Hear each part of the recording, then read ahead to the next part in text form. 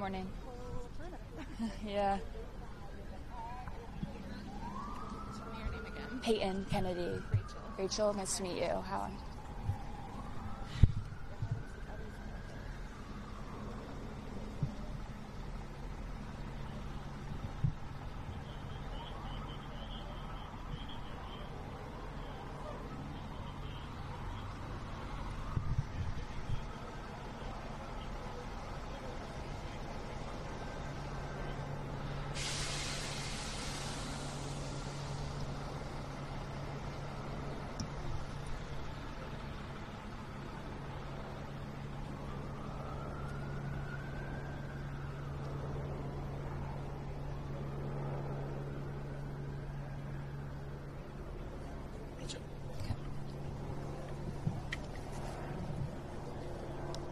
There's a bunch of students. Hey, we're seeing students coming out right now.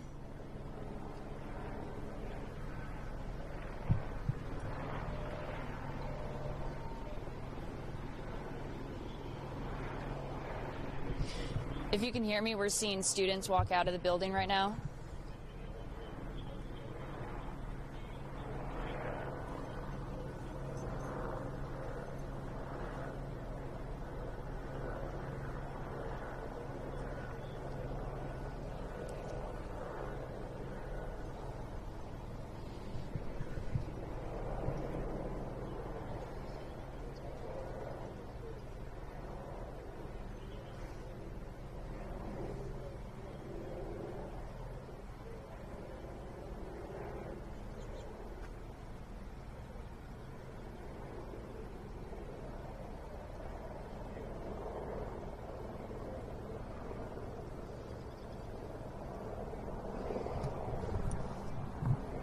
All right, they're coming to us.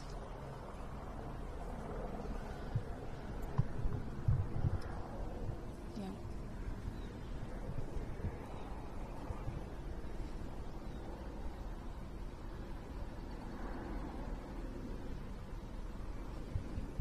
know it's out of focus. I don't want to identify them. Yeah.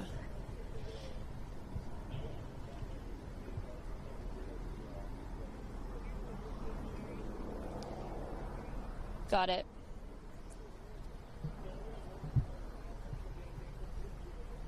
Yeah.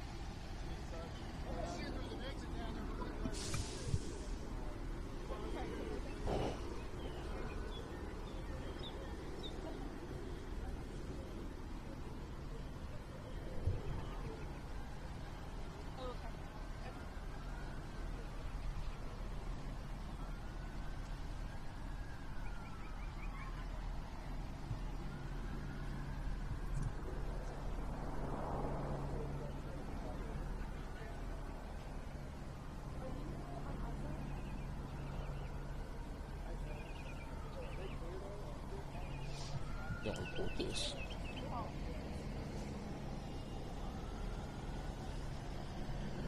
Tori said. Off record.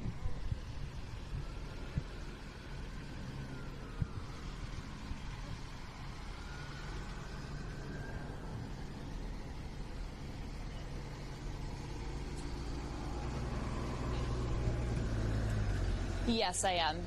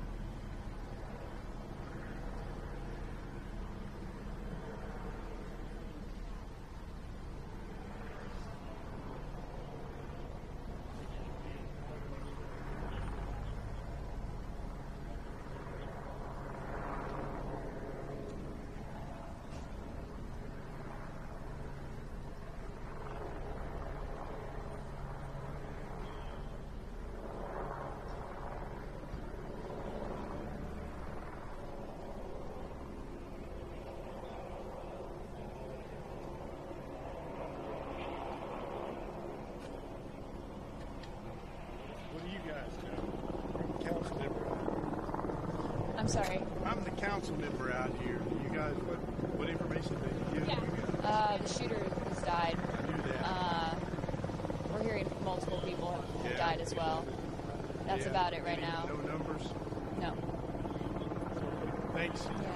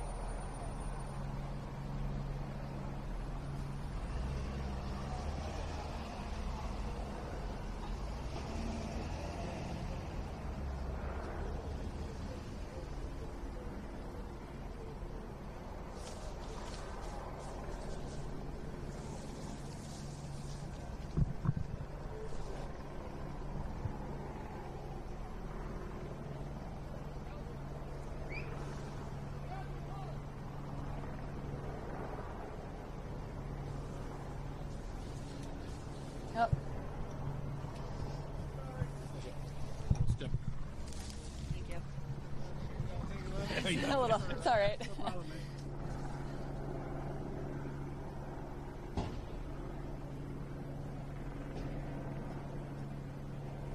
They're at the front of the school, Andy.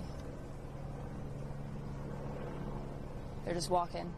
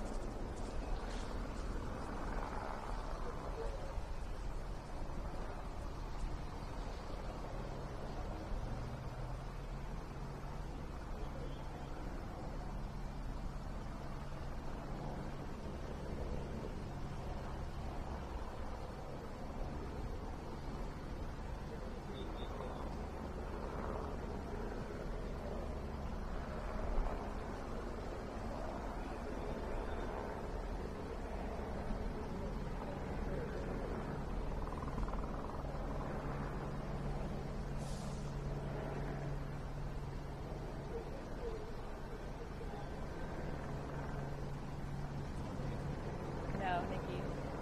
We're done. You're just really animated. Yeah. Yeah.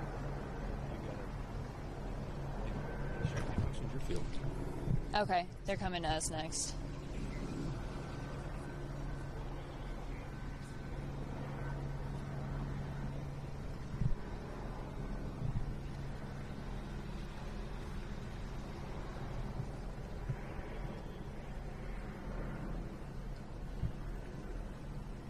Talk about everything we saw coming here.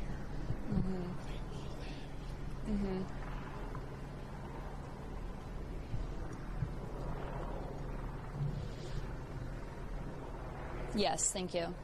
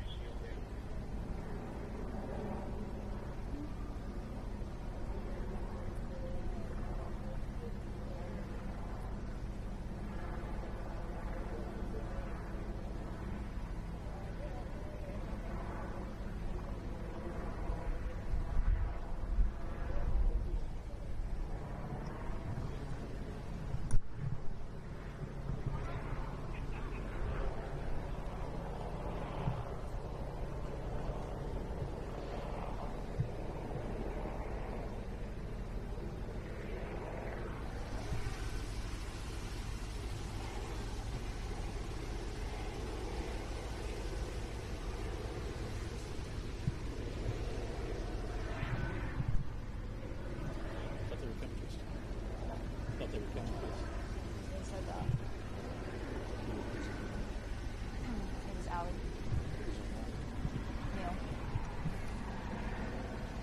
Would you like to cue that video back with all those ambulances? I emailed it. You don't have latitude on your phone? I do. Roger that.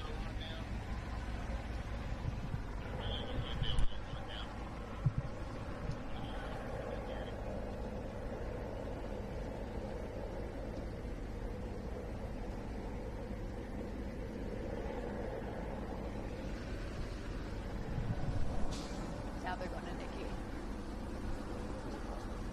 She's at the media staging.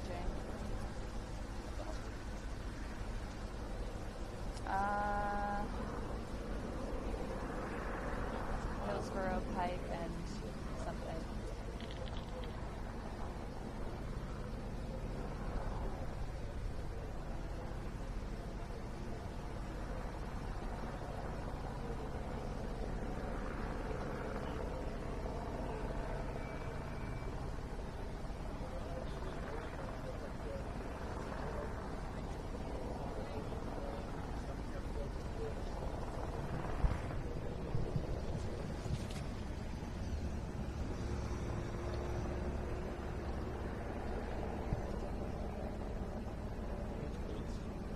Huh? That's a police officer. Yeah. You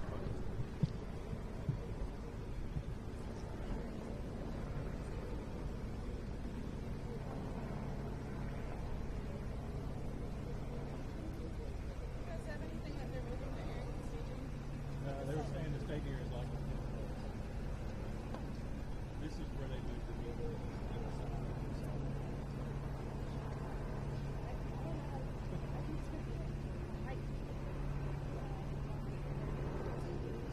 Yes.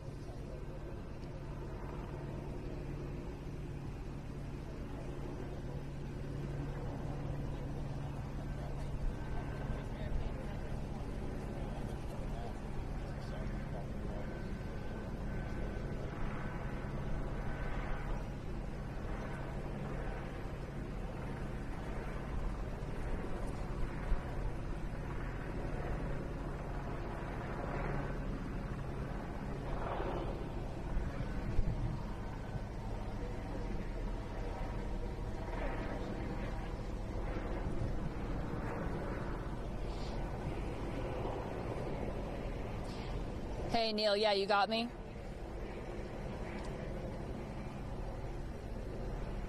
Yeah.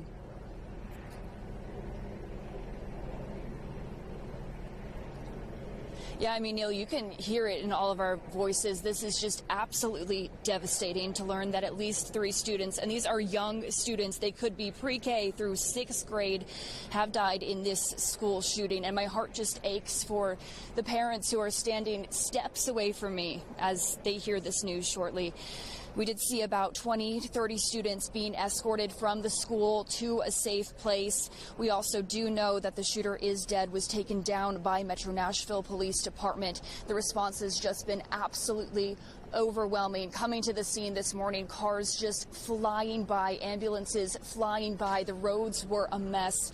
And at this point, they are waiting around the perimeter here. They've blocked it off. There's parents again standing behind the crime scene tape, which we are also standing directly up against. Just an overwhelming response. People trying to get closer to figure out what exactly happened, figure out how they can be reunited with their loved ones, whether that be a student or a teacher in this building. I've had teachers reaching out to me who work in the Nashville area, again, scared and wondering what is happening.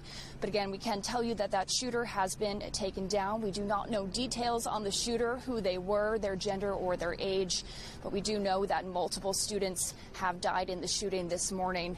Very tragic news to report here as we continue to bring you the latest information.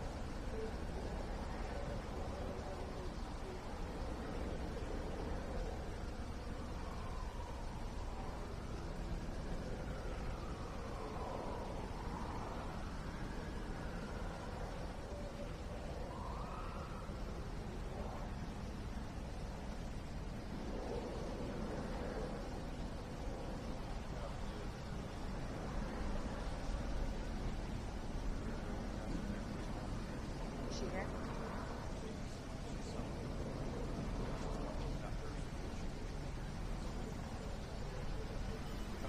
Yeah. So you want to know something? I don't want to talk about it right now, but I'll tell you about it.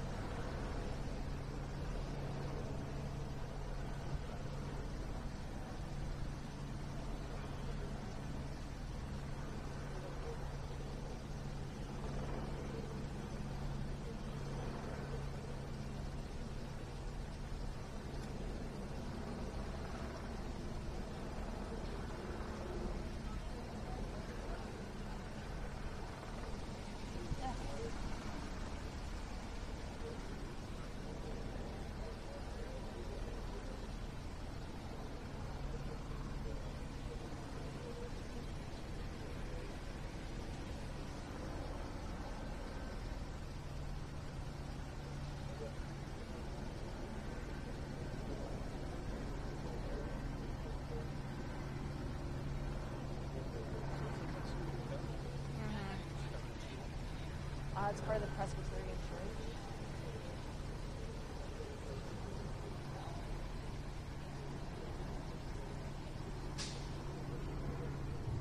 Yes, we can. Jerry, they're coming to us for a live shot.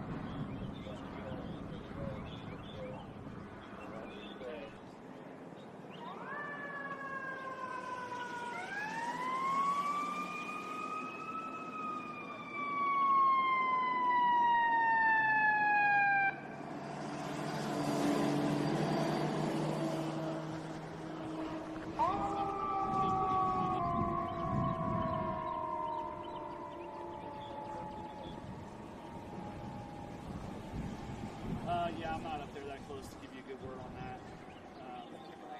And you're right.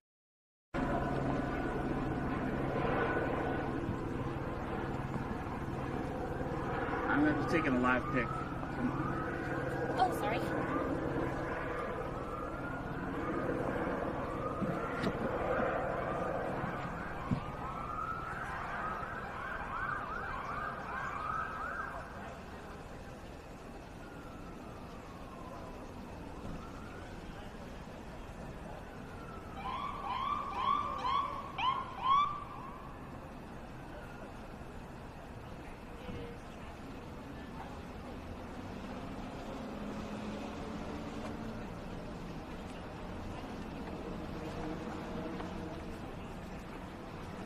Dial me in whenever you.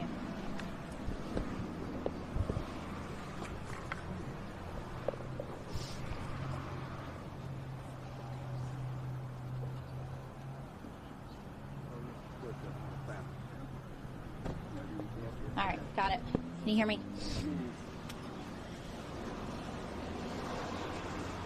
All right, briefing in 15 minutes, right?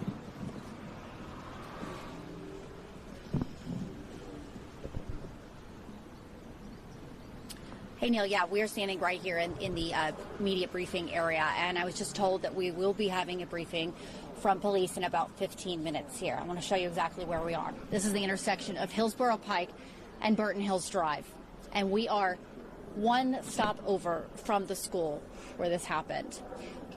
Right where you are pointing the camera right here, we've seen a lot of family members. We've seen a lot of people running up Hillsborough Pike here trying to get to that reunification center, trying to get to that school so they can be reunited with their children or get more information here.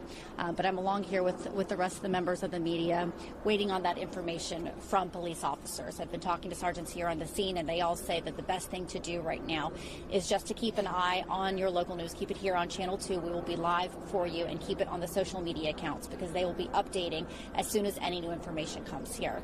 It's a very sad mood here. It's a very tense mood around here. We're all just waiting on information. We're all just waiting on the latest information from police here, guys. Neil, I'm kind of at a loss for words because it's, as you said earlier, it's very difficult to separate your personal life and not think about your own family when you're dealing with something like this. We see this all too often around our country, but then it happens right here in Nashville, and it just breaks you.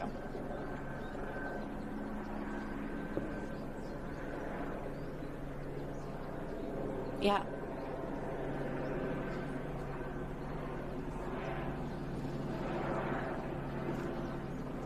Yeah.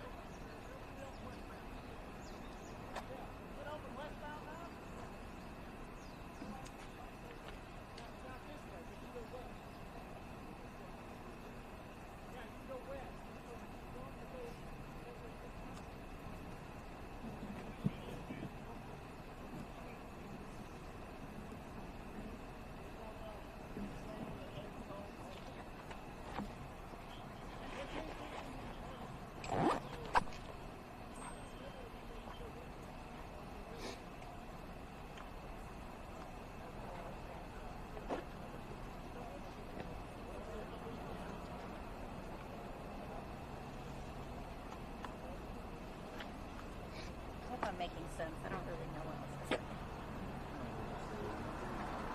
Am I making sense? Yeah.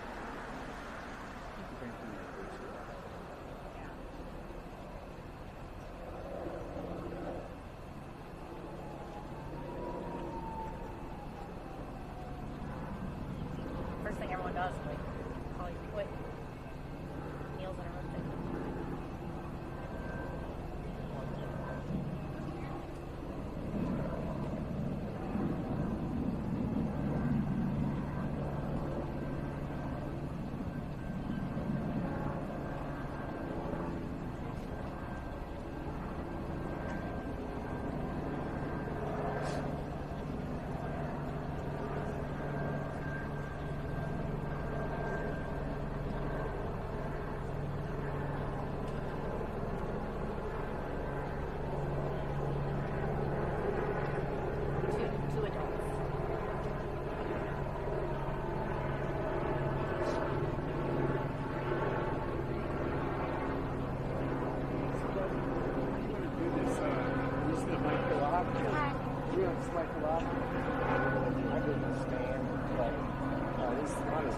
Oh, that's what it is. You want to do a stand?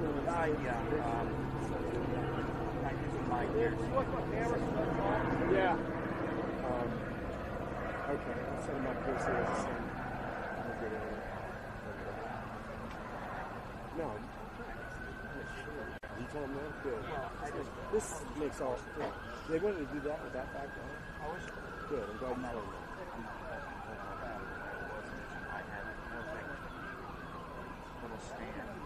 For the mic?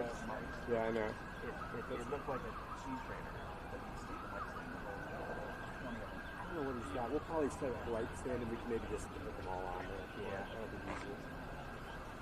See what he's got. I don't know if we have tape or something. I hope so, because I'm Okay. I was already looking for it. Yeah.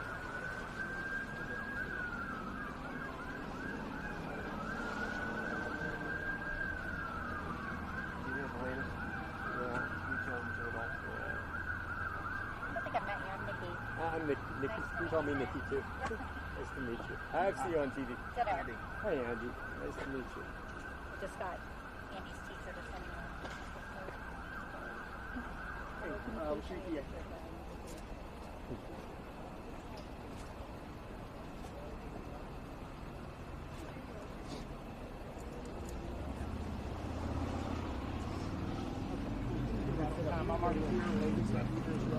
We'll have that. This is good. This is where the sun, it's not going to be back there. It's what we want. It's better than the building. Okay. And this is You great. all are good with it? Yeah. But you got counterparts here. You need the alert millimeter rating. I don't see mine missed out. Hey, look, they snooze, they lose. There you go. Yeah. I mean, I knew this. I kept watching it. Yeah. So, Good deal. you know, I think and it's been sent out to everyone if they're having a user here in a few minutes. So.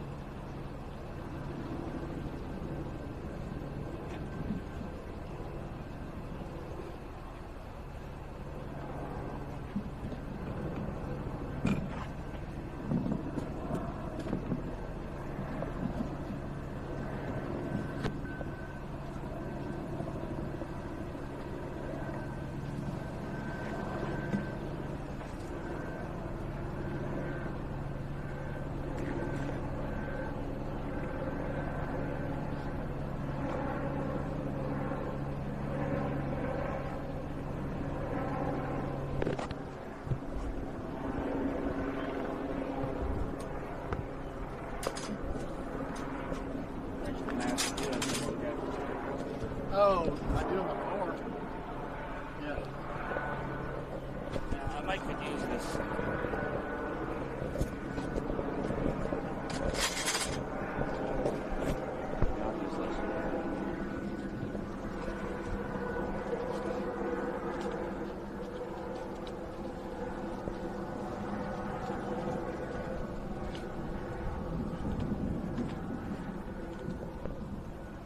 Take another one of these.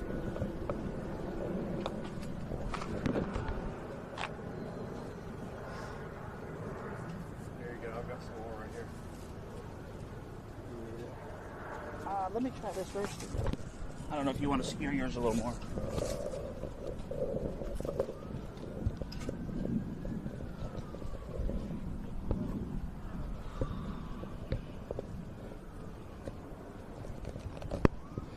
They make you guys wear the flags, huh?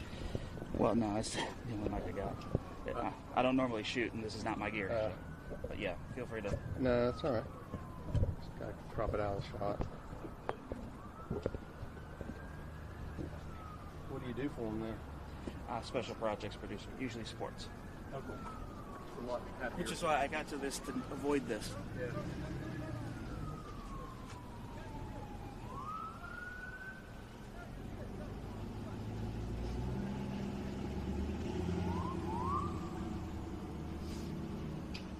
I don't want to mess up y'all's shots. I do not have one of those fine things.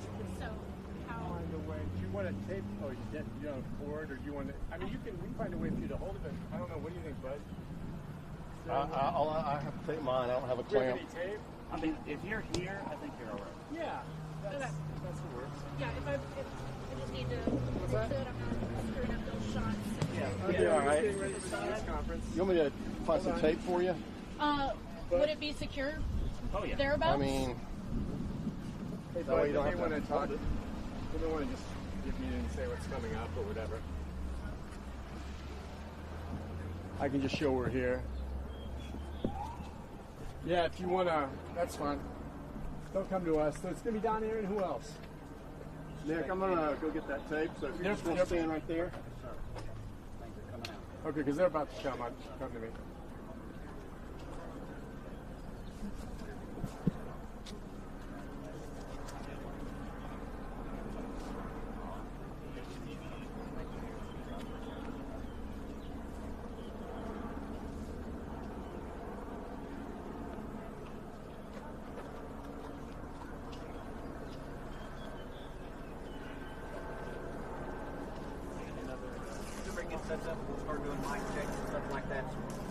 Yeah, we are just in preparation now for a news conference that's supposed to begin here at the staging area sometime within the next 5 to 10 minutes. Metro Police Don Aaron, I think, is just about to arrive, so hopefully we'll have a lot of these questions answered for you. We'll be carrying that, of course, live as soon as it begins. But again, I'm here at Hillsborough Road and Burton Hills Road, and I heard what you were both discussing about how this shooter perhaps made it into the school. Some of the individuals we've talked to that have walked their way down from the school tell us the same thing, and this is not confirmed by law enforcement, that the shooter made his way in, or her way in, I guess we don't have an ID on that individual yet, by shooting through one of the locked doors and shattering the glass, making the way in at that point. And again, we don't have confirmation yet whether or not the deceased adults, one of them is the shooter or not. But we know now the total death toll is at 5, and still a lot of questions remain. They have the area still blocked off. You hear the helicopters overhead. No one making their way up and down Hillsborough Road along this stretch, or Burton Hills Road. It remains closed off. We did see several of the school buses loaded with children making their way from Covenant School to the area to be reunited with their parents down a distance here at Woodmont Church. But beyond that now, it sounds to me like the school itself is becoming a crime scene where they've kind of locked it down and the investigations continue. But the students and staff and faculty now are being evacuated out of that area. But a lot more detail to come, and we're going to stand by here. We'll make sure to break in as soon and let you know as soon as Don Aaron joins us to answer a lot of these questions. That should be coming up in the next few minutes. So we'll send it back to you, Vicki.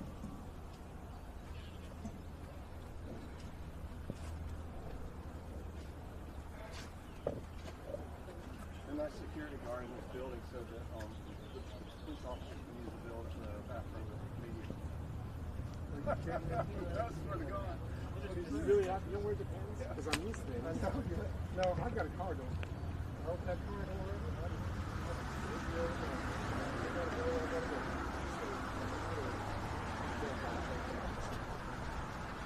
If I leave it on, you hear me talk over. If I sit down here and news conference about to start, and then I'll just shut up. No, I don't have to be on camera. I'll be up there. I'll just say, Nick Bearslide.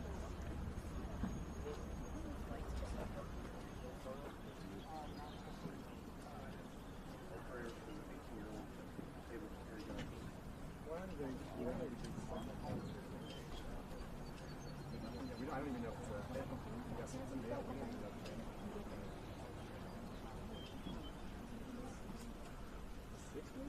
No, well then, okay, so this is 2 adults that died. I thought one of them would be the shooter, but maybe not.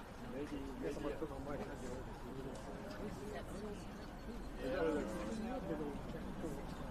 Is there anybody else that needs to check a mic?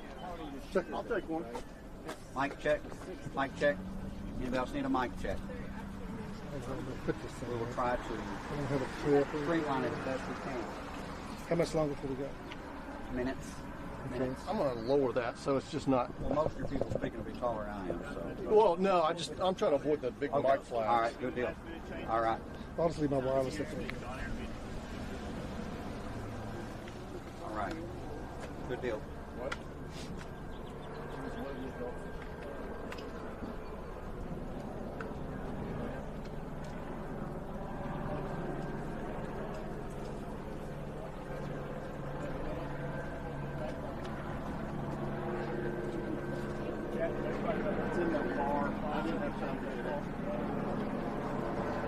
Any other mic checks and we good. Somebody say they need a mic check. I need to make sure, am I in y'all shots? You're fine, man. You're fine. That's good? Okay. No, you're fine. Yeah.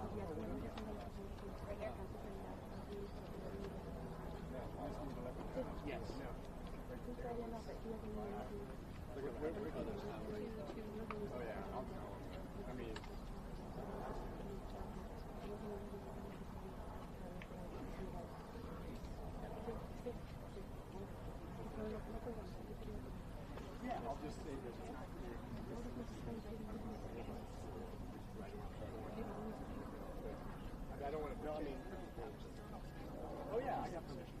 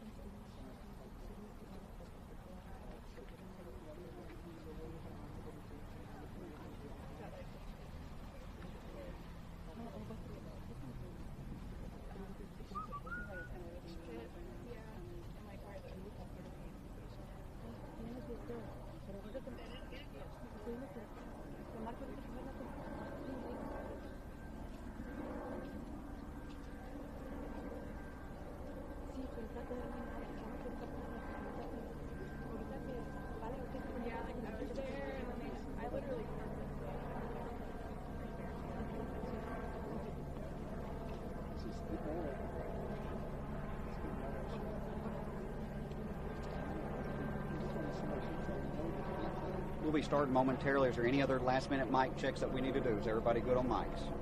Okay, thank you. We'll be starting momentarily. Mic check.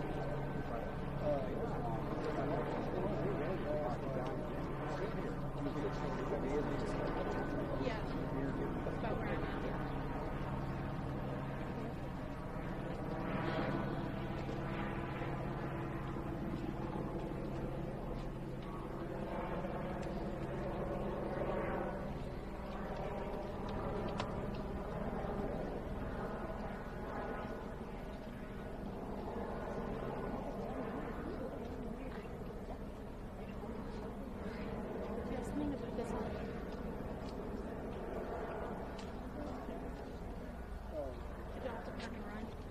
No, we were just doing a live show, I think. I honestly don't know what it just went live for.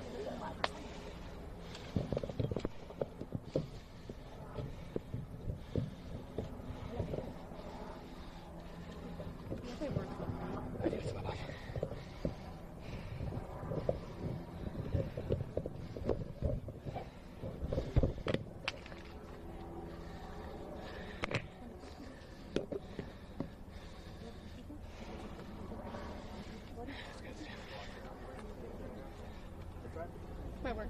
Oh, so he's just getting his notes straight. Okay. I'm gonna let them know when they can do this. We're getting ready for press conference. Okay. Oh, we're waiting for the press conference. Do you want us to get that? Because we're waiting for the, like, we have the mic set up now. Can I get a mic to go on for now? He has to get, hold on.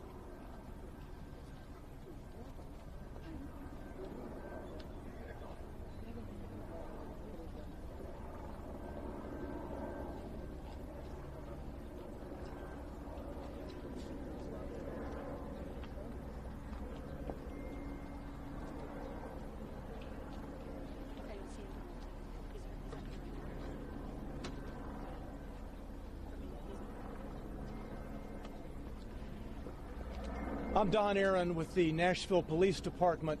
I'm going to give you a law enforcement overview of what's happened this morning. With me is Kendra Loney from the Nashville Fire Department, who will talk about the fire department's actions in regard to this morning's call.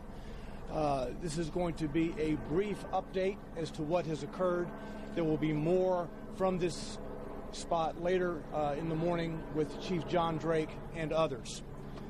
At 10:13 this morning, the police department received a call of an active shooter inside Covenant School, Covenant Presbyterian Church. The police department response was swift. Officers entered the first story of the school, began clearing it. They heard shots coming from the second level. They immediately went to the gunfire.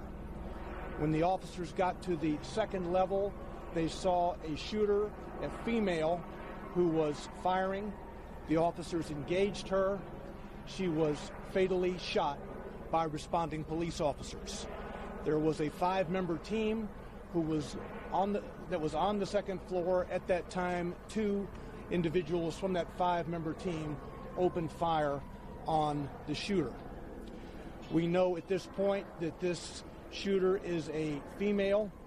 She appears to be in her teens, although her identification has not been confirmed at this juncture. We know that she was armed with at least 2 assault-type rifles and a handgun. We are efforting now to identify her. She entered the school through a side entrance and traversed her way from the first floor to the second floor, firing multiple shots. We now know that there are 3 students who were fatally wounded, as well as 3 adults inside the school. We are working to identify those victims. Including the shooter, a total of 7 persons were killed as a result of this morning's incident at the school. By 10:27, the shooter was deceased. The officers had engaged the shooter by 10:27, and she was deceased. Again, I said the first call came in at 10:13 this morning. We'll have more details to give you later in the morning. Chief Drake will be here in a bit. Now, Kendra Loney from Nashville Fire. Fire department crews are dispatched for active shooter incidents as well, for medical support, but also for an RTF response, which is a rescue task force response to go in alongside of MNPD response. Our crews were right there on the scene to provide medical aid to any survivors, but also be there for victims so that we could try life-saving efforts in this case. So we went in as soon as it was safe for our responders to do so, to try to provide life-saving efforts for those that were impacted by this incident and this tragedy. Our crews were able to be on scene to pull out those that had viable signs of life, those that were still showing the option to be saved, and we did make transport of 3 individuals and 3 children, and then 2 adults that were taken from the scene. Our crews then set up a reunification unit. That reunification unit is at 2100 Woodmont Boulevard. That's where parents can go to be reunited with their children. All of the remaining students were able to be escorted out of the building with faculty and staff. We're not sure about the processes that they had in place, but we were on scene to help them mitigate anyone from seeing exactly what else was going on, but we're sure that they heard the chaos that was surrounding this. So we do have mental health specialists and professionals that are at that reunification site for both the students and the families that are going to be affected by this today. Our OEM units were able to provide buses to make transport from the Covenant School to the reunification site. We had one bus that carried 74 students and faculty staff members to the unification reunification site and an additional bus that had 34 students on them. So all of those persons were carried. It was difficult for us to kind of identify who was just there as part of staff for the church versus who was there for the school, because it's all housed in one building. But at this time, we were able to get that number of persons transported out of the building and into that reunification site. So that is where parents can go to be reunited with their students. There is a hotline being set up for parents to call, but right now that is where they should go, 2100 Woodmont Boulevard, which is Woodmont Baptist Church. Additionally, we do have a debriefing site set up for on-staff or personnel who are working this incident, and there are mental health professionals set up there for them as well. There was one police officer that was injured with a hand injury as a result of making an attack on this incident. But other than that, there have been no additional injuries to first responders or personnel responding to this. And as Don mentioned earlier, we will have further updates coming later on in the afternoon.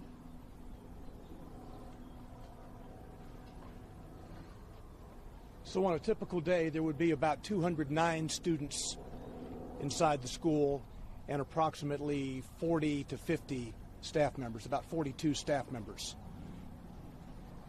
I'll take just a couple of questions before we go back. Clear. So the 7 dead, and then nature of injuries, how many injured, do you know?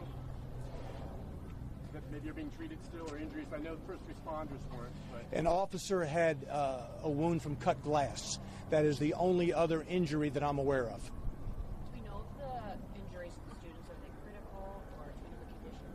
The 3 students are deceased. The 3 students who were shot are deceased. 3 staff members who were shot are deceased. That's a total of 6 victims. And then you have the shooter who was engaged by 2 of our police officers, part of a 5-member team, and she is deceased, for a total of 7 individuals. There are no other gunshot victims, non-lethal, that I'm aware of at present. Do you know how many people were shot? Do you know how many people were shot before the police engaged the shooter? No.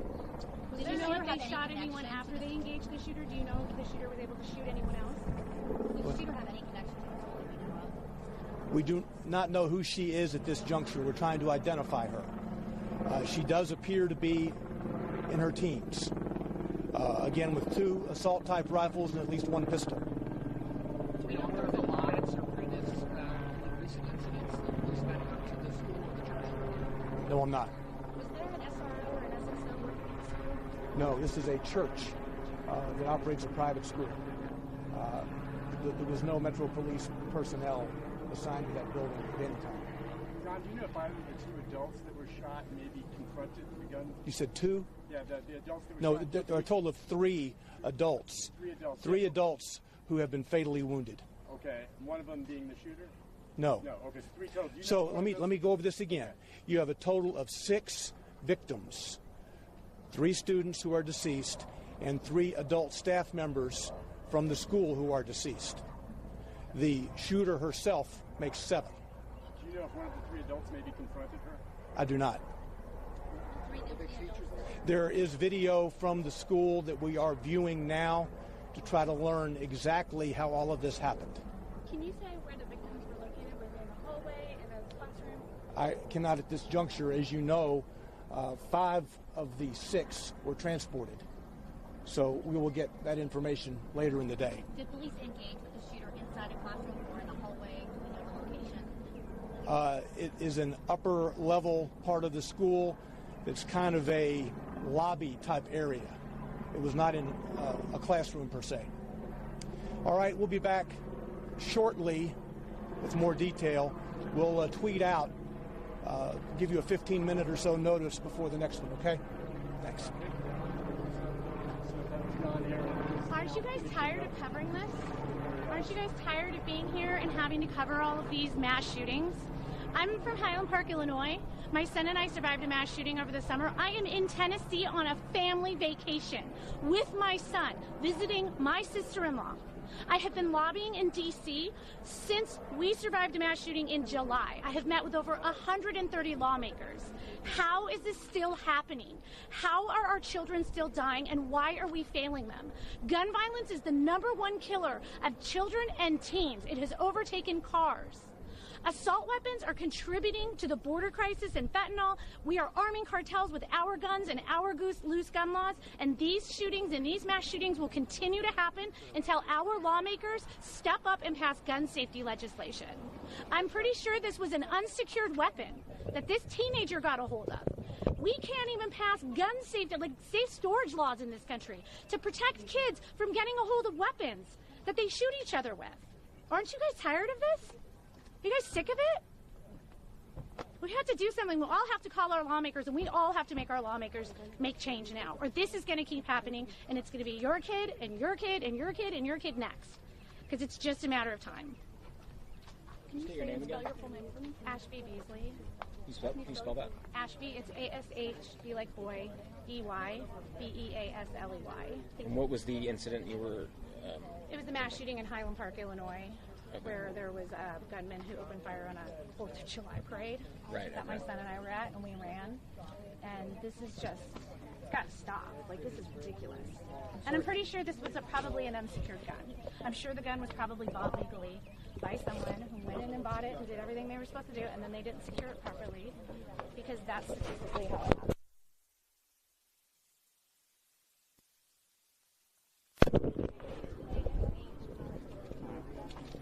If they come to us again. Yeah. I'm done. I literally just came from a rally in D.C. that was put on by Sandy Hook students. Students who survived Sandy Hook just put on a thing called Generation Lockdown to urge lawmakers. Pelosi spoke at it. Like, I mean, here we are, 2 days later. I'm on vacation. This is my friend. Her son just killed in the Waffle House shooting.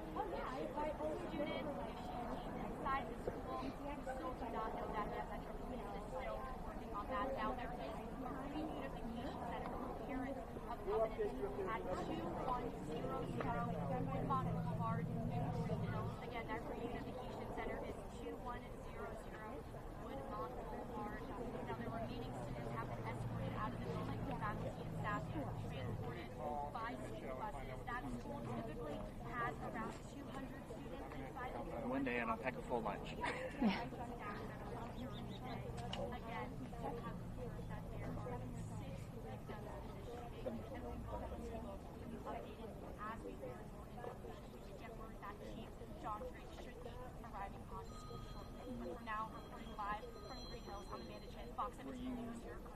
Hey. Okay. We were like a block away, and we heard shots, and is that fireworks? Is that like what the media is doing? And then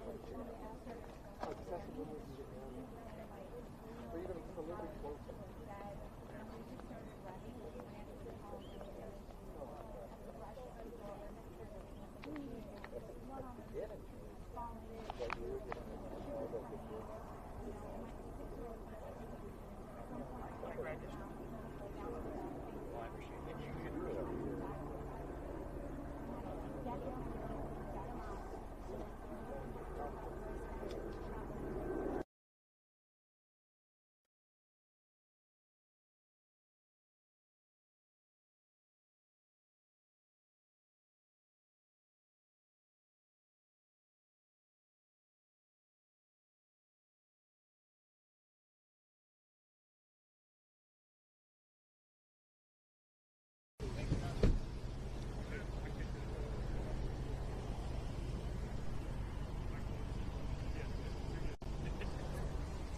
took Amira home with him, didn't he? Hey, Neil, yeah, based on what we've seen this morning, you just think there could not be more first responders coming to this scene, and yet they continue to arrive. There is blue lights every direction we look, and it's been that way since we arrived into the chaos this morning, just around 11 o'clock, and yet more officers are responding everywhere you look. We also saw a TBI van come and set up there just to our right at this moment. Nashville fire crews are also set up in front of us. We see they have a staging unit. Metro Police also have a command post set up here. Officers are continuing to walk around communicating with each other. They're still in their protective gear, their hard hats, their very large rifles at this moment. We are still standing behind crime scene tape as well. And those family members, those friends who may have loved ones inside that building, whether they be students or teachers, they were here as well. Now they've since moved away as this news has unfolded about the 7 people who have died this morning. We understand they are being reunited with their students, and we saw many of those students walking from the school to school buses, and they were linking arms. They were walking up this hill surrounded by whether it be teachers, staff members, law enforcement, linking arms, walking up that hill, trying to get out of this building where they lost some of their classmates this morning, some of their teachers, their staff members this morning. And the effort here, it spans beyond the school. We have Nashville school buses coming to the scene as well. They are working to pick up students and get them back to safety.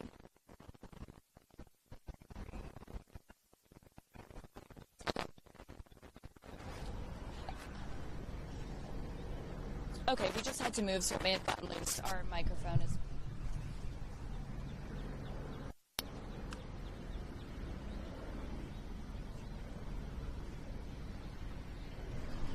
Can you hear me now? Hello, hello.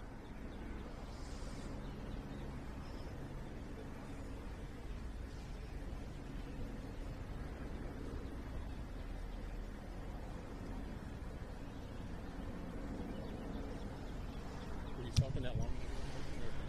No, I don't know. About 15 seconds before I stopped talking, they said it was breaking up. Talk, let me hear you. Hello, can you hear me? 1, 2, 3, 4, 5, 6, 7. It's not that. Maybe the TVU.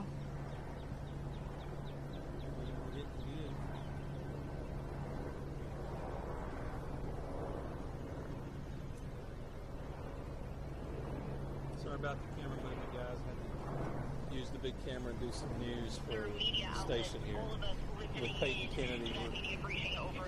Here, this is where the families were waiting earlier this morning to be reunited. That has now been moved down to a Baptist church. We're on Woodmont Boulevard down to the intersection of Woodmont Road. Law enforcement that's here has probably about a quarter of it has gone now, and we saw multiple officers. Some going on up to the school, some just leaving. TBI they're here to see us. All the kids are out.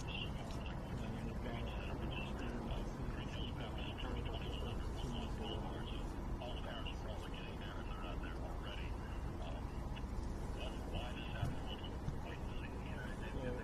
I noticed that we're getting more people on right now, so we'll give you the latest update we just received from the Nashville Police Department probably about 10 or 15 minutes ago. This call came in around 10:13 as an active shooter at a school. At that point, Metro Police respond from all over the county. Once officers arrive, they do not wait. They go in. These officers did just that. They arrived on the scene. John Ann said when they arrived on the scene, they went in through a first floor entrance. Once they were inside the school, they immediately heard gunfire coming from the second floor. They made their way upstairs to the second floor. At that point, they encountered the shooter. We're told the shooter is a female in her teens. She was armed with Don Aaron says 2 assault-type rifles and a pistol. When officers encountered her, they with gunfire. We're told that 2 officers fired on the suspect, killing her. At that point, EMS and police trying to make sure there was no more threat. EMS began to try as quickly as they could to transport the victims that were inside the school. There were 6 victims that were shot, 3 children and 3 adults. All 6 of those have perished from their wounds, and the suspect, of course, is deceased as well, making the total of 7. 3 students, not sure about those students' ages, genders, anything of that nature just yet, and 3 adults. And then again, the suspect, female, appears to be still working.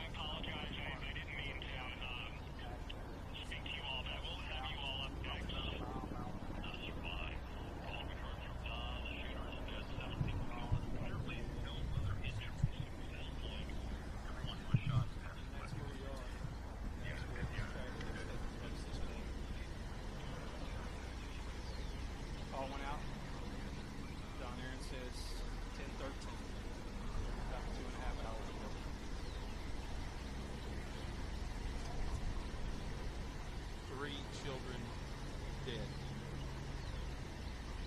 3 adults dead.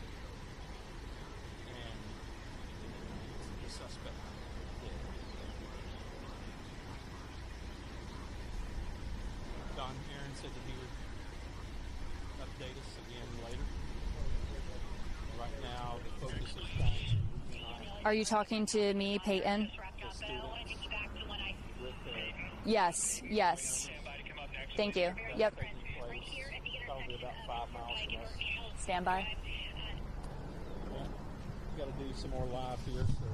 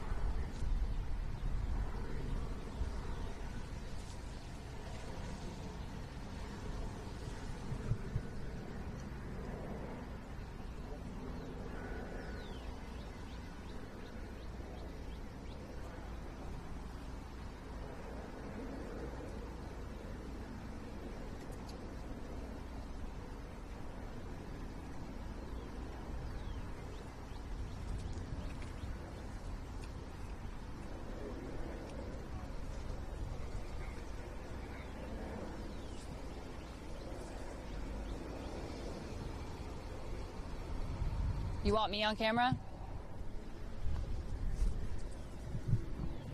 Push it on out. Just keep pushing. Okay, I'm here.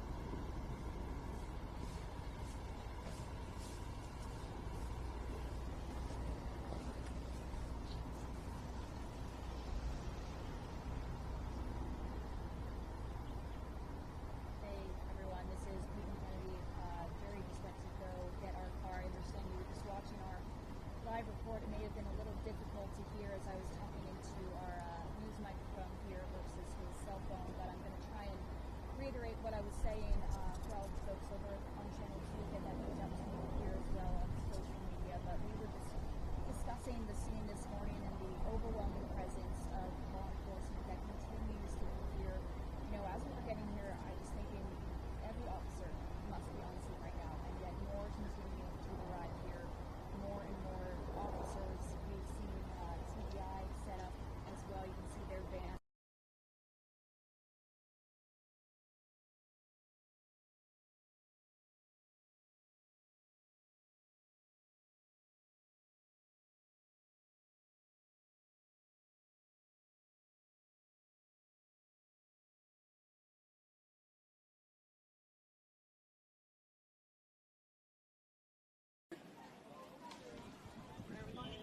Back to the tree. Push it back farther. Go all the way down to the edge of that playground right there. See the post right there? Yeah.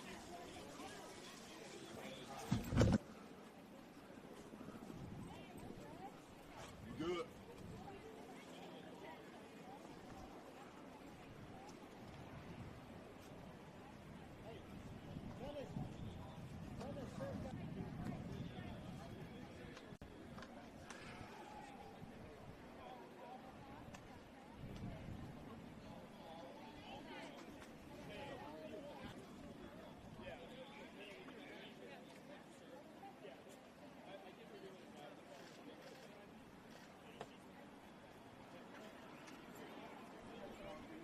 We don't want media on the property at this time. We're just trying to let parents grieve.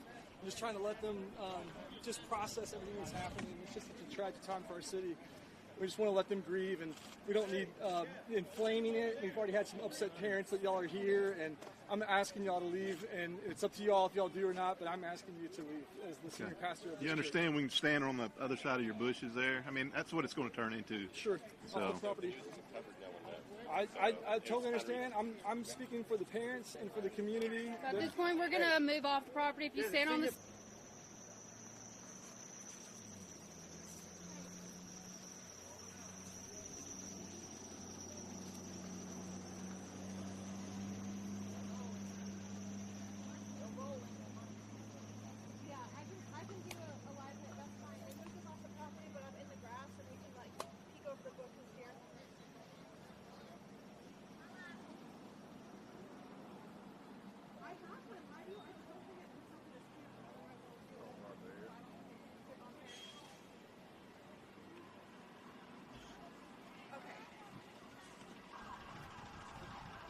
Siri Colbart there.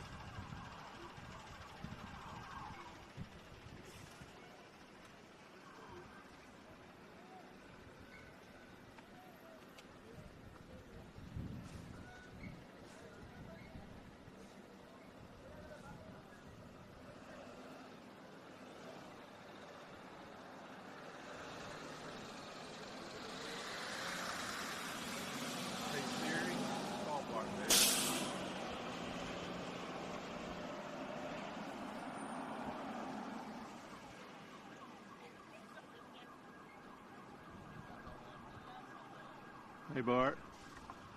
Hey, I'm over at the church and they just put us off the property. So I'm sort of shooting from a distance now. And parents are upset that we're here and that kind of thing. I know, I'm just telling you. I have no sound. All right, cool.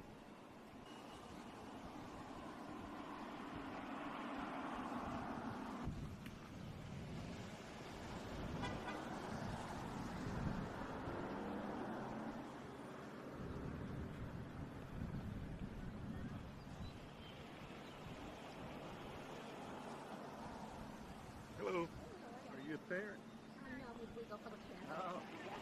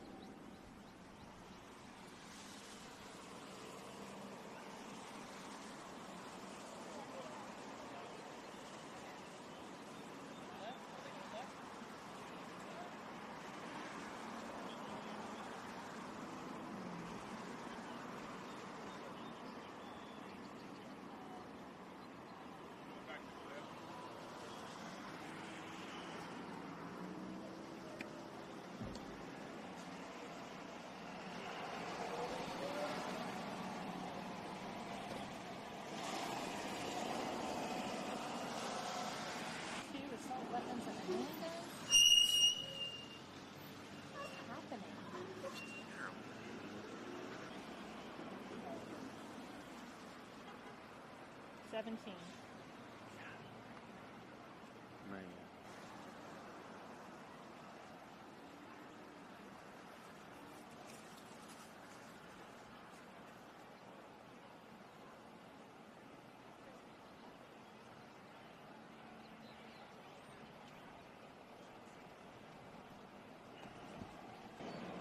Can you imagine waiting for your kid to get off the bus?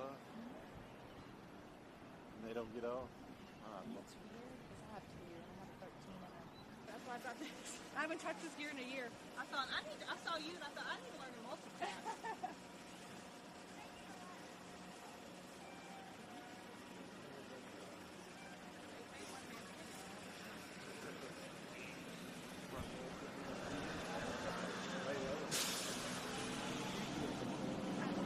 I got a reporter right here.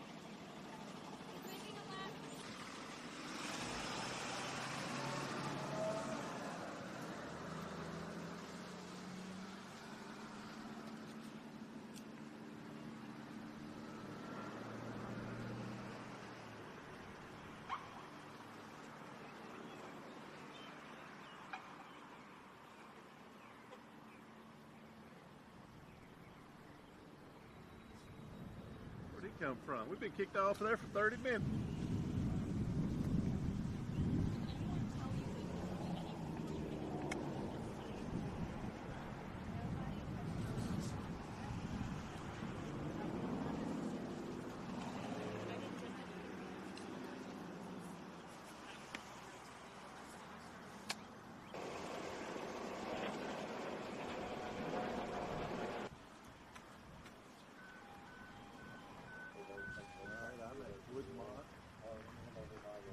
Valley Brook. Okay. Yes. Right now, I think I texted this, but not to you, but someone else. Yeah, they picked find it medium somewhere. property right on the road. It should be me right now. So that's where we are right now.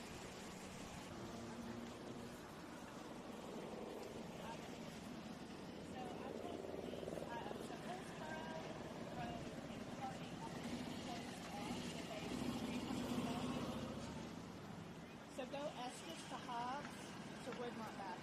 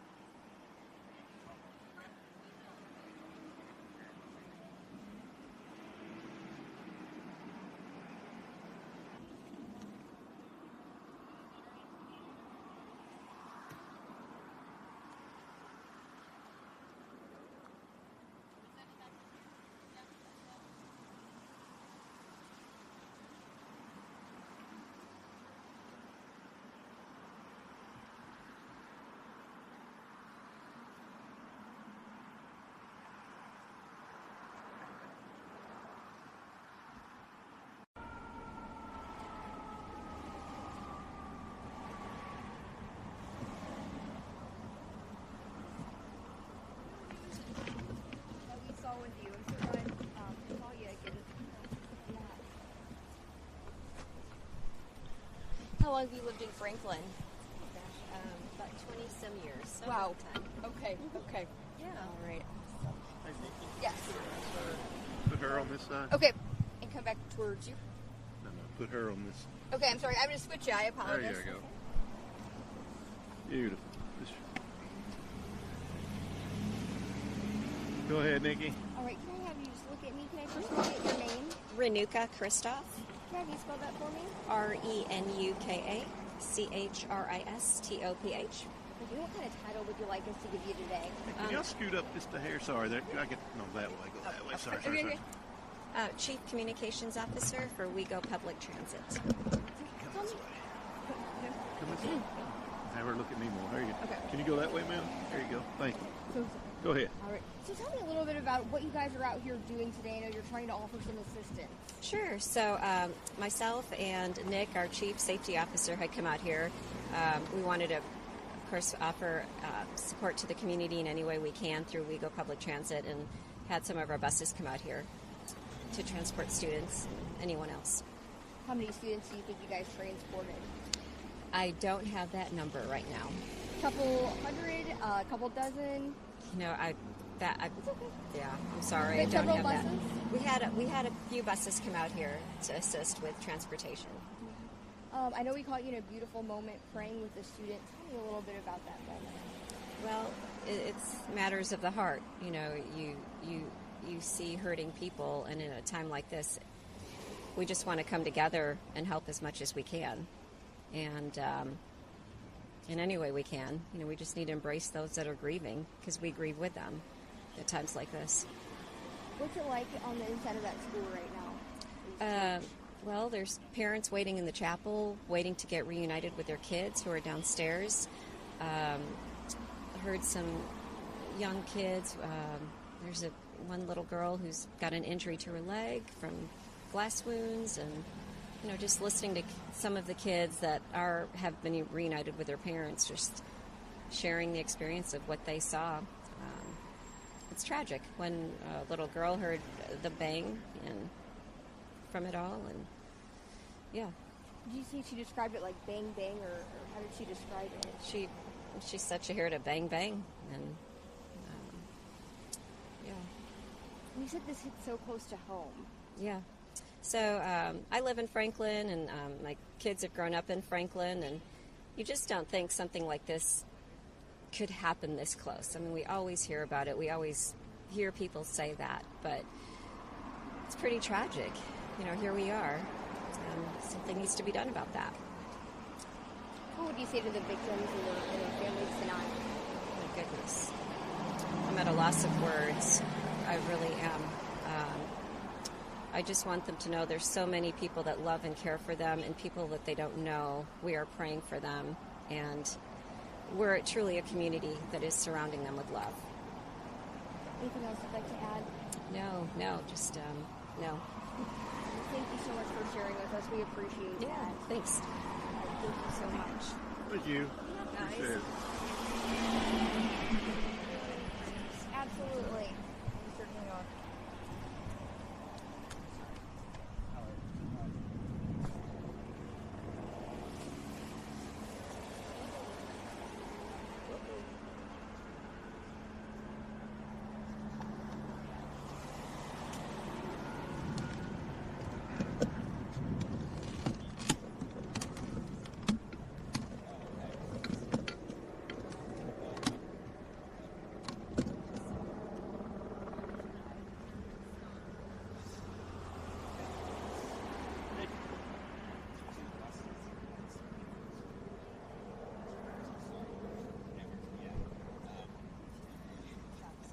People walking out.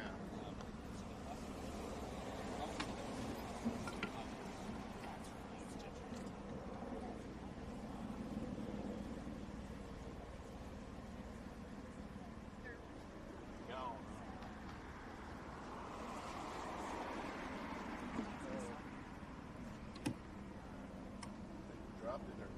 Yeah, let me look through my purse. That's what I was trying to do.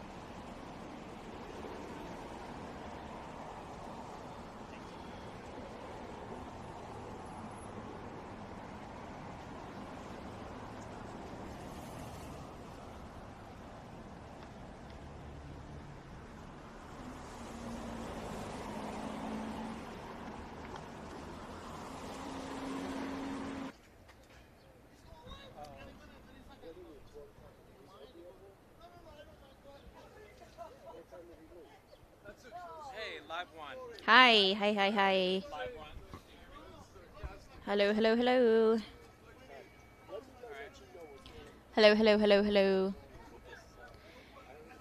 As a New York grand jury considers whether to indict former President Donald Trump in a case involving hush money payments to adult film star Stormy.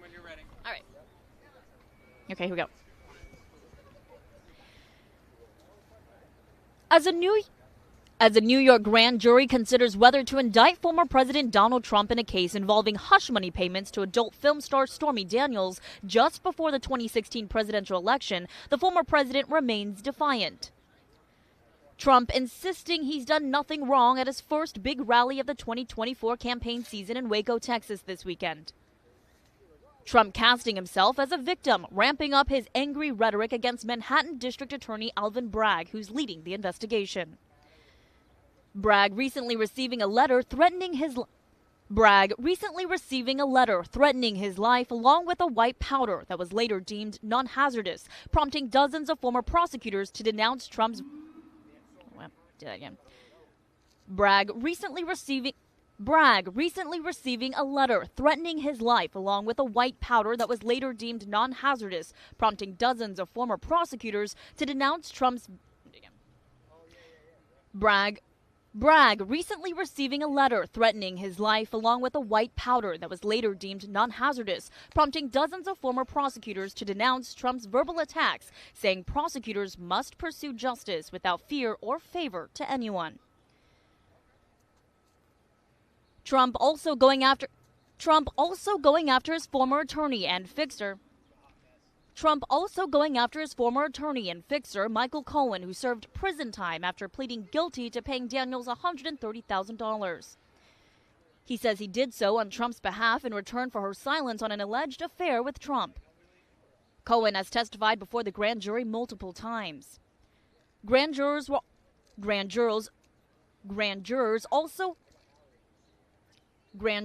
also hearing from Bob Costello last week, a close confidant of Trump and a former legal advisor to Cohen, who tried to undercut Cohen's. Grand jurors also hearing from Bob Costello last week, a close confidant of Trump and a former legal advisor. Grand jurors also hearing from Bob Costello last week, a close confidant of Trump and a former legal advisor to Cohen, who tried to undercut Cohen's credibility. Trump faces several state and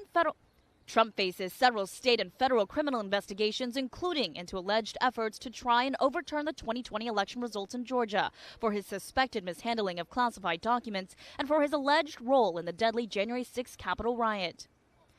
A court recently ruling that Trump's former chief of staff, Mark Meadows, and other White House aides cannot. A court recently ruling that Trump's former chief of staff, Mark Meadows, and other White House aides cannot claim executive privilege to avoid testifying. Trump downplaying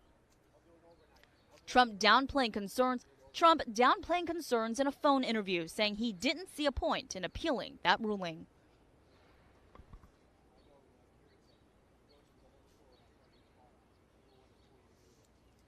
Okay. Yep, that was it. Do you hear me? All right. Okay.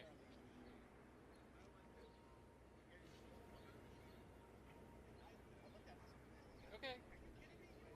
You have my number if there's a problem? You have my number if there's a problem? Myra? Okay. Yeah, I hear you. It's 212-941-8789.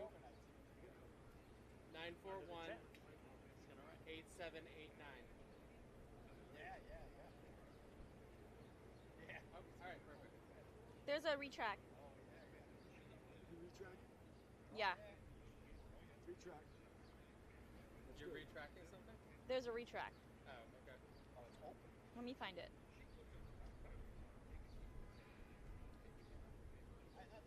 Okay, ready. Hold on. I want to make sure she's still rolling.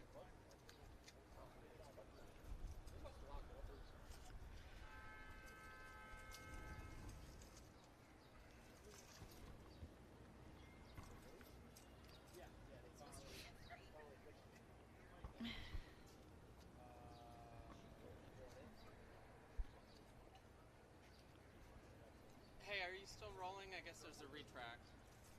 Do you hear me? It's Travis. There's a retract. Are you guys still rolling? Okay.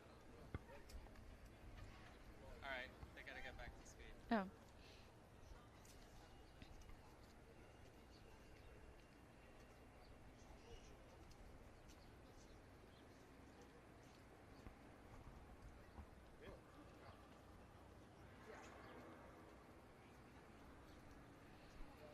Okay, rolling. Trump downplaying concerns in a phone interview, suggesting he didn't see a point in appealing that ruling.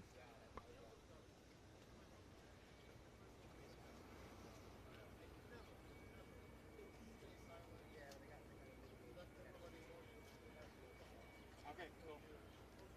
I know, right? Seriously. Bye. Good? Yeah. All right, we did it.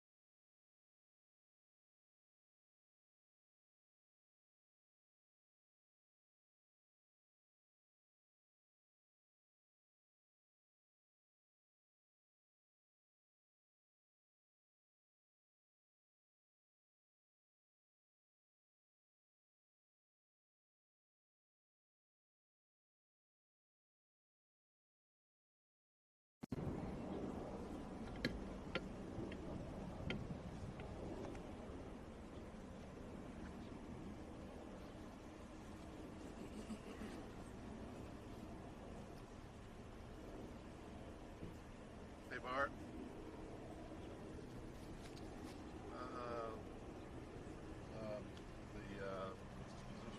Yeah.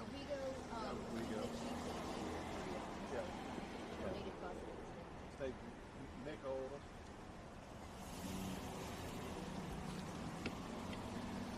These kids are starting to come out. Now I'm across. Thank you.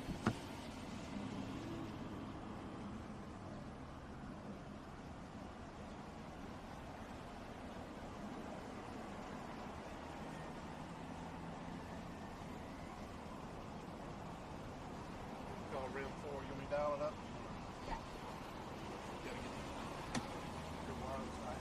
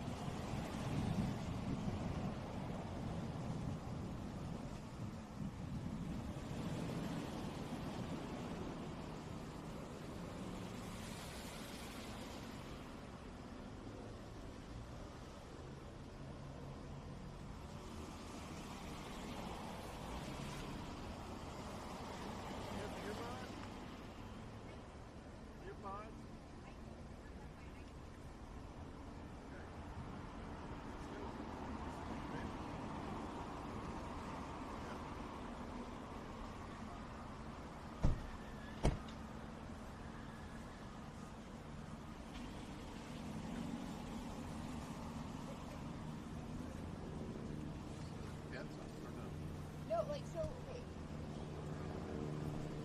Maybe you get 2 of them. I got this one.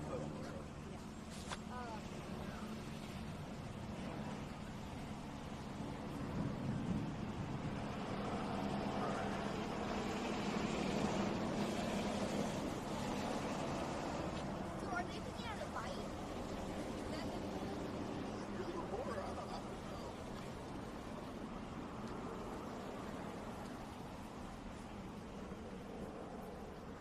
Damn it.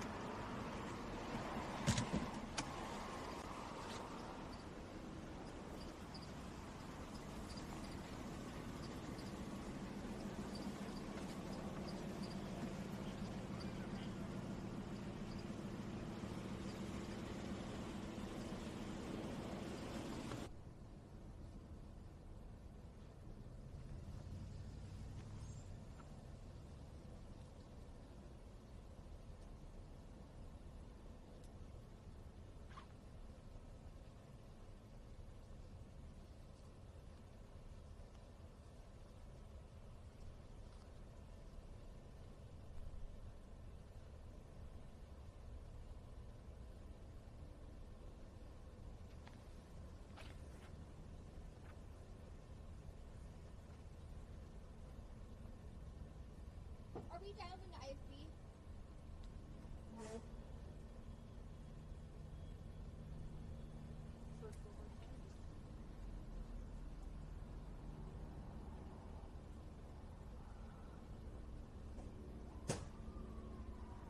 We're dialed into IFB.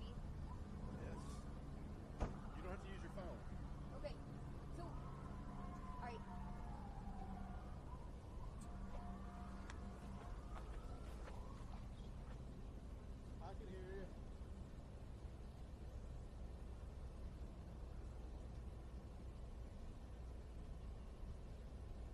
can hear you.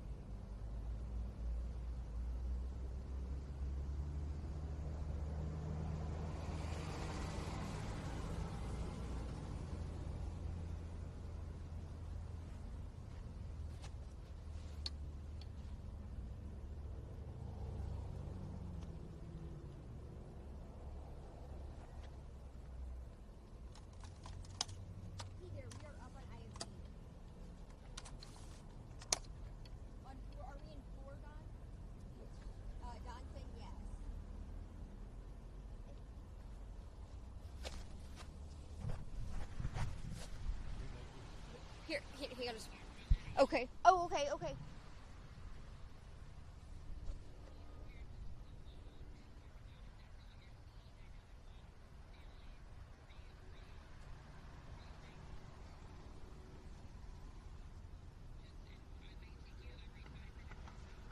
Okay, just stay out here, talk about Woodmont Baptist Church. This is the meeting spot. Okay.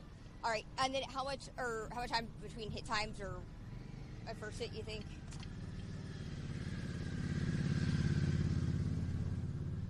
Okay, sounds good. Bye.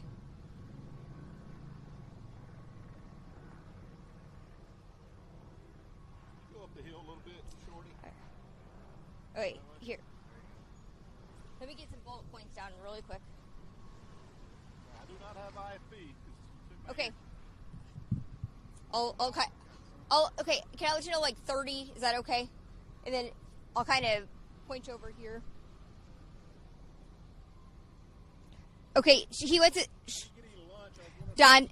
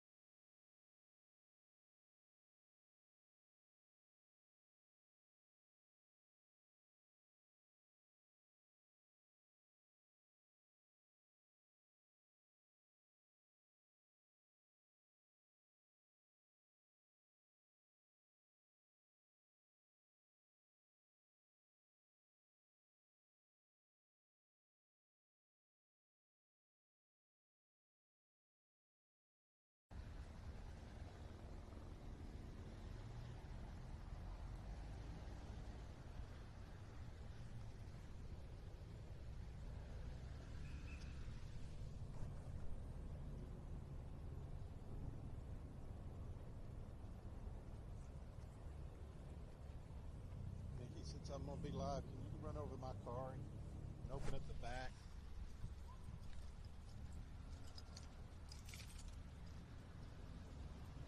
Get the blue bag. There's a blue bag in the very back. Okay. It's on the right hand side.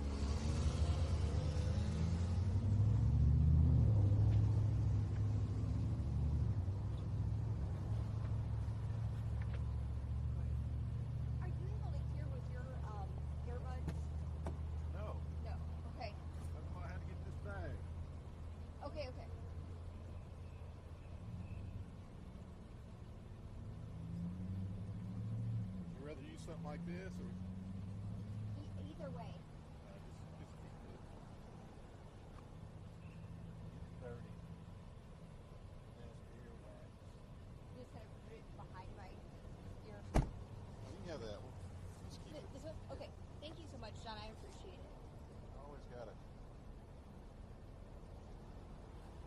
take care of these recorders. Lose their shit all the time.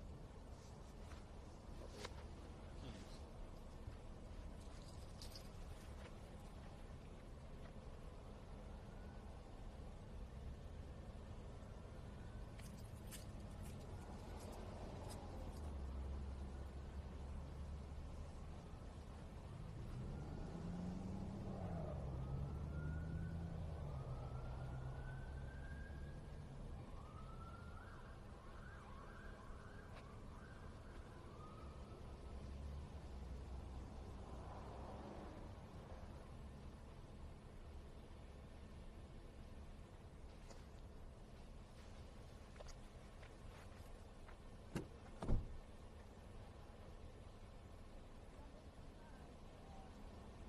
Leave the car running. I can't hear you. Do I leave the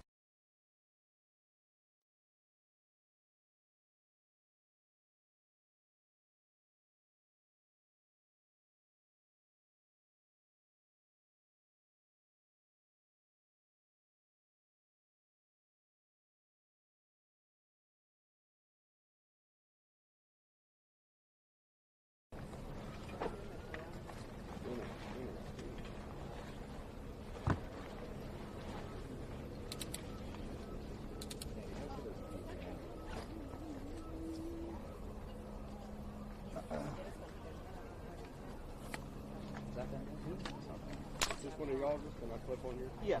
Yeah. I knew you said I could, but you said it went yours, so I was going to make sure. It's mine. I'd like to conflict with you. About 10 hours. Go ahead and be set up. We'll be getting ready for a mic check. Okay?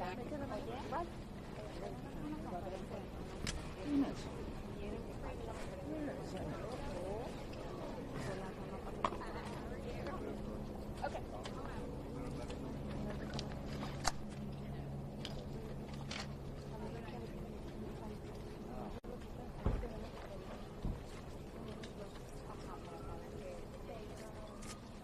Ah, bueno, lo llamo. Yeah, Chief Drake is here. Chief Drake is here. Get ready to do something about that. We're setting it up right now. Yeah, Chief Drake is here.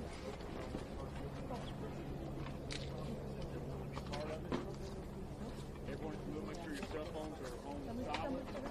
You don't mind if your cell phone's on silent? You need them for all your partners.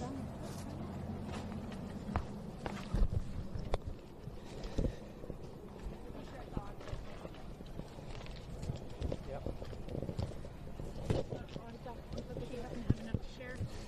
Here you go.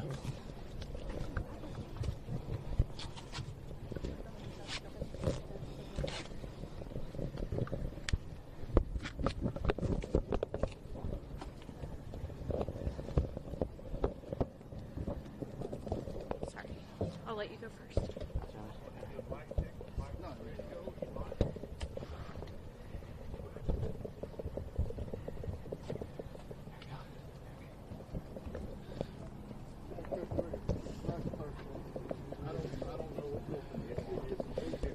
All right, is there any additional microphones we need to check?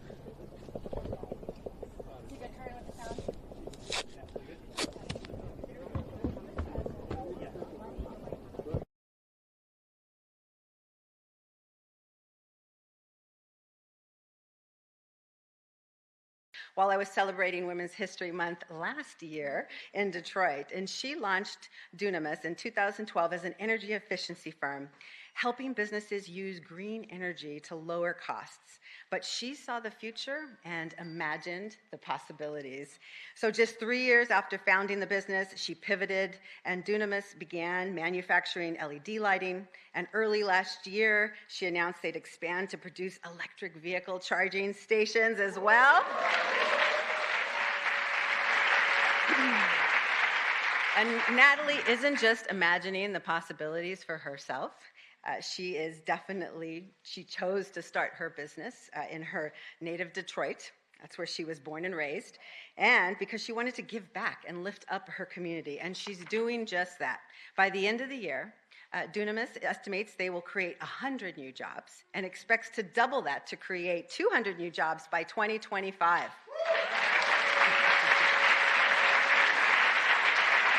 And that's what happens when women lead. So everyone, welcome one of the entrepreneurial faces of the clean energy economy, Natalie King.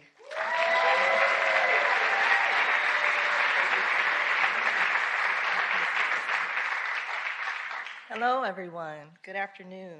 Administrator Guzman, thank you so much for that beautiful introduction and for having me at the second annual SBA Women's Business Summit. Again, my name is Natalie King, and I am the founder and CEO of Dunamis Clean Energy Partners and Dunamis Charge, which is an electric vehicle charging manufacturing company located right in the heart of the city of Detroit.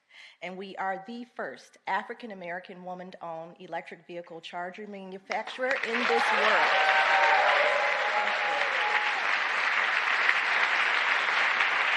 Thank you. We currently employ over 135 workers, and we are on track to manufacture over 400,000 chargers by 2025, adding more than 150 good-paying jobs, including charger technicians, material handlers, engineers, and much, much more. I started Dunamis in 2012, and because I believe that clean energy technology gives entrepreneurs a true opportunity to do good for our communities while being good at what we do. Our success would not have been possible without the support that we received, really critical support that we received, especially during COVID from the U.S. Small Business Administration, and it made it possible for us to maintain our workforce during the pandemic. And as a result of President Biden's strong commitment to supporting small businesses and his investments in clean energy and manufacturing, we are growing, we are innovating, and we are optimistic about our future. The president often asks, where is it written that America can't lead the world in manufacturing? Well, as a native Detroiter, hailing from the automotive capital of the world and the CEO of a manufacturing business, I can say confidently, Mr. President, it is not written anywhere.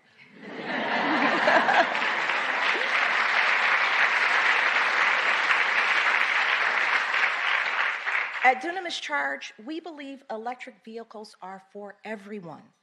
And I'm proud to say that this country has a president that holds the same belief and who fights for small businesses that look like mine.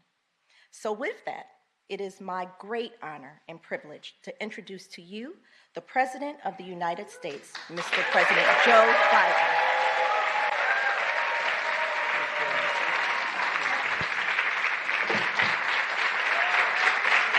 Thank you.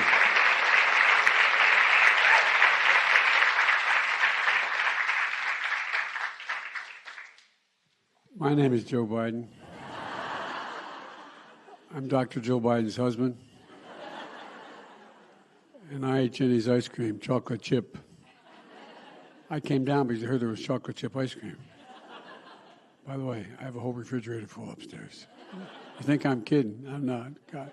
Ben, how are you, pal? One of the best guys in the United States Congress, Ben Cardin.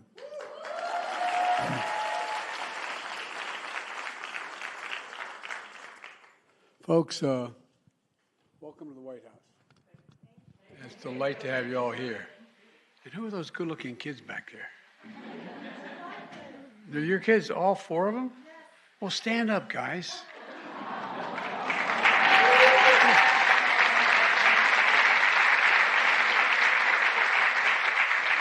Well, I want you to know, like you, I had two brothers, three in our family, three brothers, and one sister. And my sister is smarter than all of us. Not a joke. She used to be 3 years younger than me. Now she's 23 years younger than me. Yeah. She managed every one of my campaigns for office, even back when I was in high school. We went to the same university 2 years apart. She graduated honors. I graduated. And we had a simple rule in the family. Listen to Val. My sister Valerie is incredible. So guys, be nice to your sister. You're going to need her. You're going to need her. I promise. It's the same lineup. You're the oldest. Who's number two? Number two? Who's number three? You twins? Are you guys twins? Okay. All right. This how it was in our outfit. Well, I'm so glad to see you all. Thanks for coming with Mom, okay? You got to take care of your mom. Dads are much harder to raise, but, you know. Before I begin to speak, the reason I spend a little time in the kids, I just want to speak very briefly about the school shooting in Nashville, Tennessee. You know, Ben and I have been doing this our whole careers, it seems. And it's just, it's sick. You know, we're still gathering the facts of what happened and why. And we do know that as of now, there are a number of people who did not make it, including children. It's heartbreaking, a family's worst nightmare. And I want to commend the police who responded incredibly swiftly, within minutes, to end the danger. We're monitoring the situation really closely, Ben, as you know. And we have to do more to stop gun violence. It's ripping our communities apart, ripping the soul of this nation, ripping at the very soul of the nation. And we have to do more to protect our schools so they aren't turned into prisons. You know, the shooter in this situation reportedly had 2 assault weapons and a pistol, 2 AK-47. So I call on Congress again to pass my assault weapons ban. It's about time that we begin to make some more progress, but there's more to learn. But I just wanted to send my concern and hearts out to so many parents out there. I've been to so many of these sites, as Ben knows, by virtually every one. And one of the things you folks should, I know you do know, but you should focus on. You know, just like when in the military, my son was in Iraq for a year, other places, there's so many members of the military coming back with post-traumatic stress after witnessing the violence and participating in it. Well, these children, these teachers, you should be focusing on their mental health as well. And so I'm grateful anyway. Sorry to start off that way, but I couldn't begin without acknowledging what happened. And now I'm grateful that all of you are joining us here today. Natalie, thank you for that introduction and for doing such an amazing thing in Detroit. Detroit, making chargers for electric vehicles in the Motor City, keeping going during the pandemic. And I wanted to welcome your son, Diop. Where's Diop? Oh, there you are, pal. How are you? You got to be proud of your mom. You got to be proud of your mom. And thanks to folks like Natalie in cities and towns all across America, we're seeing pride coming back. You know, there's nothing that just sort of saps the pride of a city or a town when they lose a business, lose a significant employer. It just feels like you got your soul ripped out. But for so many people, you're bringing so many people back. You're bringing back business in all across America, not just in the East and West Coast. So look, SBA's Administrator Guzman, I want to thank you for everything you've done and for your team, too, supporting small businesses across America. We're also joined, as I said, by Senator Cardin, the chair of the powerful Small Business Committee, and literally, not figuratively, a true champion of businesses everywhere. And by the way, he's got more integrity in his little finger than most people have in their whole body.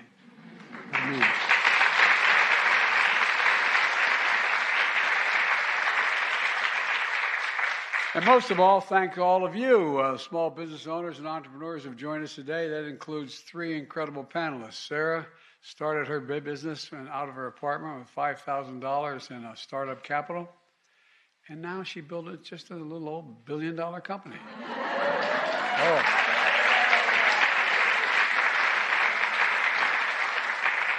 As my mother would say, God love you, dear. Whoa. Guys, you're going to be okay. Melissa began her business in a kitchen while working on Wall Street. Now it's the largest black-owned makeup company sold in Target stores all across America.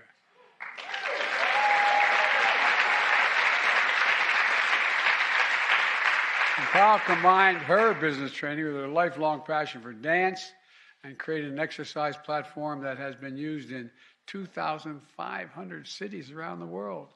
And by the way, you were here a couple months ago performing with the dance company for Diwali celebration. You got it all, kid. You got it all. I'm not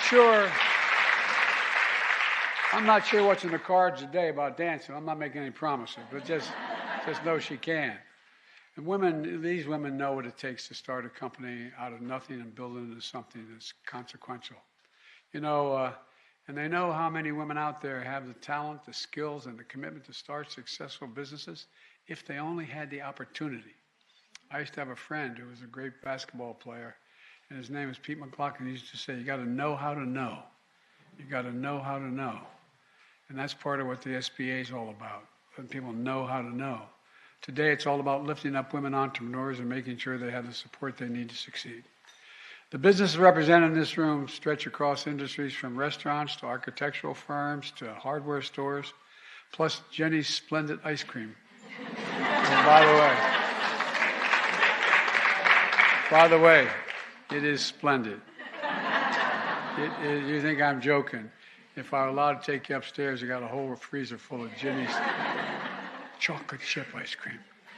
You know, it's pretty dull when you've been in public life as long as I have. You're known for 2 things, chocolate chip ice cream and Ray-Ban sunglasses. But what the hell, you know? I said before is that whenever I hope that we would never have this situation, that if we ever did, we would not wait. We would immediately go in and we would immediately engage the person perpetrating this horrible crime. And so that's all I can say. Right now we have David Rouse, director of the TBI, who will come out to me to address his portion. And then we have others that will say something as well. So thank you. Thank you, Chief. Again, I want to echo what Chief has said in reference to the great support and the great teamwork that has been taking place here, and as well as sending our heartfelt prayers to the families, to this community of these victims. Now, I know there'll be people who want to criticize us for prayers, but that's the way we do that in the South, right? We believe in prayer, and we believe in the power of prayer, and so our prayers go out to these families. The role of the TBI in this investigation is we have been asked by the General Fund to assist in the officer-involved portion of this incident. So the incident where the officers engaged the suspect, we are assisting the Metro investigation. And the reason we've got Metro doing the primary investigation is because it was a fluid scene. So there wasn't a single stop in the action. And so as they investigate the homicides, then we felt it was most appropriate for them to continue that investigation. But we will assist as in our role as an independent oversight on the officer-involved situation. And so that will be the role of TBI. We, too, want to thank all of our partners.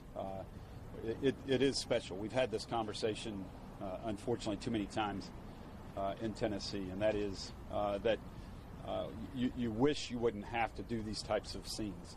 But when you do, you want to have the working relationships that we have in our law enforcement community here in Tennessee. It is amazing. And we've all come together as one and working very tirelessly.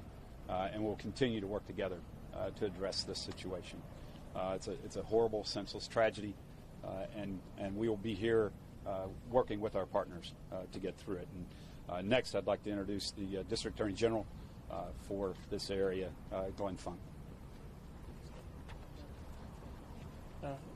This is the ultimate crime when school children and caregivers are the victims of senseless gun violence. Can't say anything before we first express our concerns for the victims and their families and the extended number of victims that are traumatized by today's events. I came out on the scene today because our current operating procedure is that when an officer is involved in a shooting, that the TBI comes out, and I knew that this was a unique case, and I wanted to make sure that everything was handled appropriately. Director Roush was out here almost at the exact same time I got here, and Chief Drake had already been on the scene for a while. The three of us met and talked about how the investigation was going to be handled. We made a joint decision affirming what the two law enforcement leaders, how they wanted to proceed, which was that Metro was going to handle the bulk of this, but the TBI would participate in a capacity to continue with making sure that we have transparency in everything and to make sure that any backup that MNPD needs in this continued investigation would be provided. Can't not stress enough how seamlessly that worked to have a conversation and a decision to be made quickly and appropriately as far as how the case was going to be handled from here. Hats off to Chief Drake and to Director Roush. Also want to thank Chief Swan and our federal partners as well. While I cannot comment about the ongoing nature of the investigation, really impressed with the work that's being done by law enforcement. Yes, good afternoon. First, let me just say, as everyone else, what a tragic day here in Nashville. So our hearts and our prayers do go out to all the family members and also the first responders that actually made this call. As always, the fire department and the Office of Emergency Management, our job is to support. And we were here at the beginning and we'll be here to the end. We just ask that everyone, again, as it was said earlier about prayer, we ask for that. And the ongoing support that's needed from our standpoint is to give support in any area that's asked for on the scene. So again, we thank you, and from this point forward, we'll just continue on with our mission and try to bring some type of closure and resolution. Thank you. I anticipate there will be another briefing at or before 4 o'clock. We will entertain 2 or 3 questions at this moment before these gentlemen have to go back to the scene to continue their work. Chief, you identified, did you identify the shooter in this case yet? Yes, we have identified the suspect. It's a 28-year-old female white, actually a Nashvilleian or lives in the Nashville area. We are having ongoing investigation as it pertains to her at this time. Located her place of where she lived? Do you have officers there? We have. Was she wearing body armor? Was she wearing body armor? I can't say that far into the investigation. I don't remember seeing it, but I can't say for certain if she had body armor on or not. Did she have any connection to the church? From my initial findings is that at one point she was a student at that school, but unsure what year, all of that. But that's what I've been told so far. Did she give any word on social media, or has her social media been examined at this point? The investigations are still ongoing at this point. Our federal partners, our state partners, we're all looking into that to see exactly. This is still fluid at the time, but we're looking at everything. Did anybody pull the fire alarm? You know? Don't remember a fire alarm going off. I was told there was kids that evacuated into a wood line, had the presence of mind to do that, and to go to a fire hall. Once we arrived on scene, we had everyone moved to First Baptist Church, Woodmont, and that way we could get parents and children reunited, and then ultimately make the notification on the 3 kids. Do we know yet if the side door she entered in was locked? There was a door that was entered. All doors were locked to our understanding, and how exactly she got in at this point is still under investigation. There is a vehicle that was nearby that gave us clues as into who she was, and but as stated, that investigation is still ongoing. Did the school have school shooter protocol? They did have protocol. To my understanding, we had, unfortunately, 3 kids that were tragically hurt. It could have been far, far worse. Okay, folks, we'll be back again before 4 o'clock. Okay? Thank you.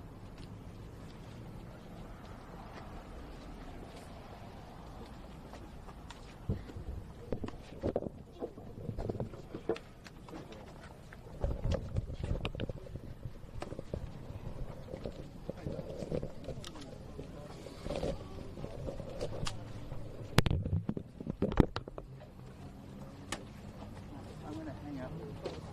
Well.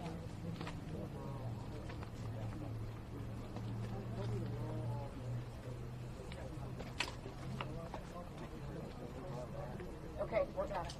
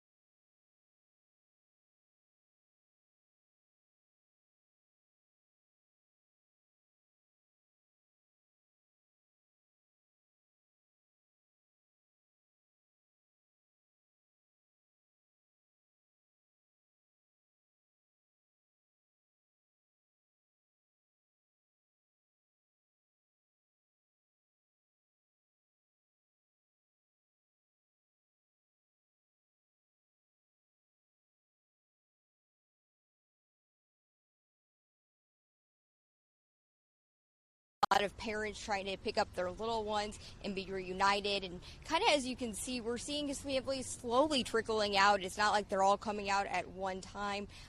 We did speak with a WeGo employee who helped transport some of these students. They were actually inside the school with some of these students and just had some pretty horrific things to say about what they were overhearing. One little girl describing the bang